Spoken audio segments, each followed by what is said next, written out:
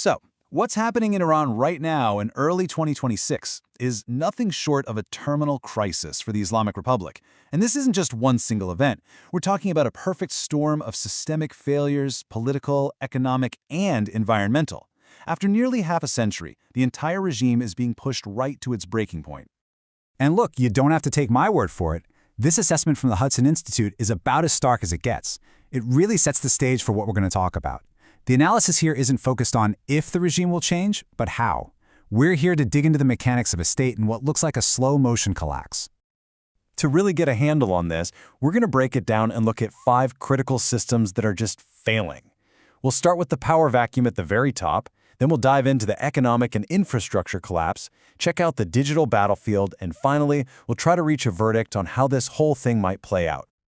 Okay, so first up, the succession crisis. Let's call this the engineering of power. The stability of any state, really, depends on its core leadership.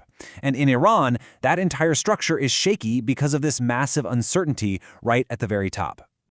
You know, the entire regime is basically built around a single point of failure. The supreme leader is 86 years old, and after 36 years of his centralized rule, the looming question of who's next hasn't just created a power vacuum, it's kicked off a vicious internal battle for the soul of the state itself.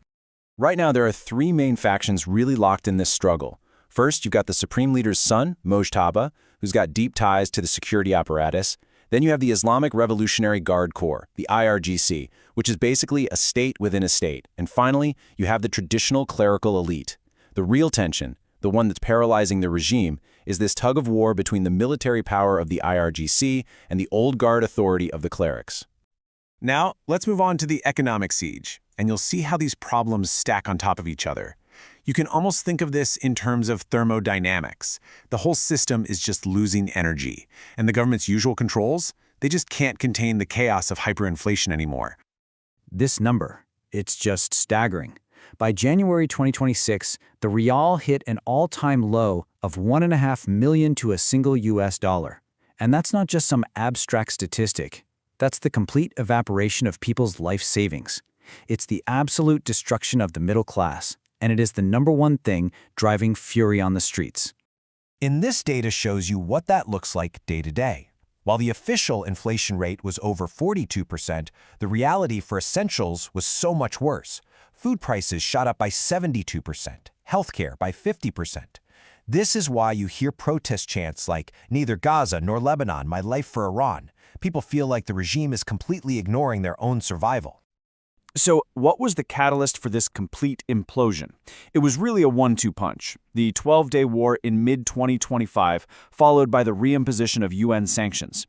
And just look at the damage in only 6 months. The currency's value more than halved, and, this is the critical part, the state's ability to fund itself through oil just collapsed, falling from 80% of its budget goal to a measly 16%.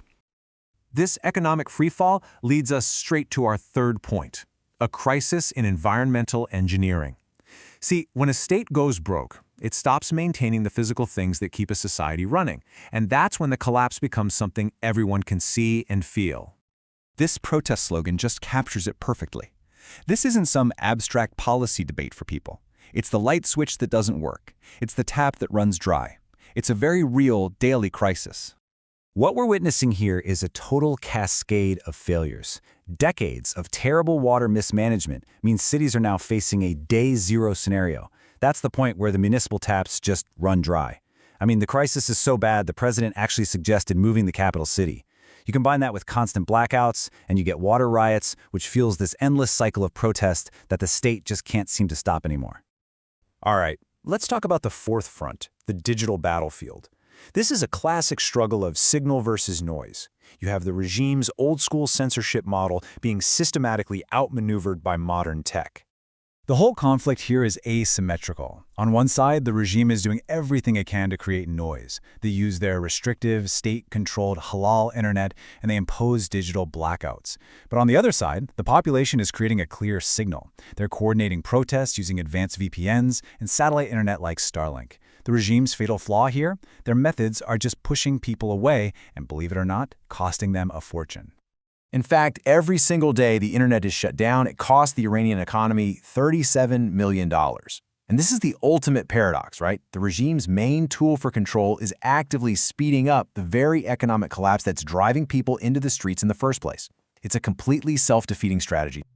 Which brings us to our final verdict. After looking at all these failing systems, the question really isn't if the state will fail. The question is how it's going to come apart. Is it going to be a sudden pop or a slow, grinding crush? Well, expert analysis has really boiled it down to three main scenarios. First, a sudden pop, your classic revolution where security forces crack and the whole thing comes down fast. Second, an internal power shift, basically a palace coup where the IRGC pushes the clerics aside to save the system. And third, a slow crush, a messy, multi-year disintegration where the regime holds on to power in Tehran by force but pretty much loses the ability to actually govern the rest of the country. So, which one is most likely? Right now, two key things are preventing that sudden pop. First, the security forces, especially the IRGC, have stayed loyal. We haven't seen any large-scale defections. Second, the opposition on the street, as brave as they are, is still pretty fragmented and doesn't have a single unified leader. These factors really tilt the odds, making that slow disintegration the most probable path forward. At the end of the day, the regime has lost its legitimacy. It's lost its ability to effectively govern. It's really just surviving on brute force. So the only real question left on the table is whether its end will be a sudden, sharp fall or a long, agonizing, slow fade into the history books.